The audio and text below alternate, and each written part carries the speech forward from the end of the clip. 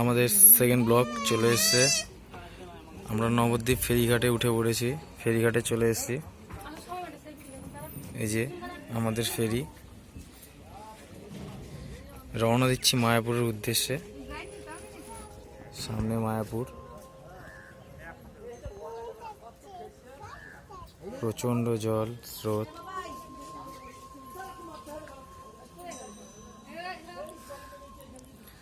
খুব সুন্দর লোকেশন।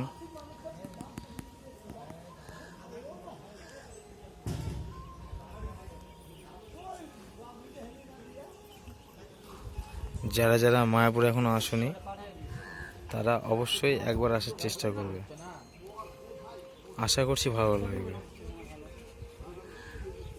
খুব সুন্দর জায়গা।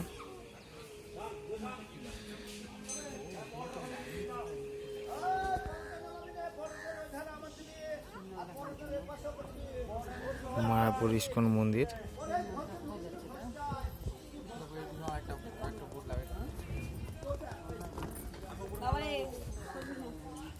প্রচণ্ড পরিমাণে স্রোত।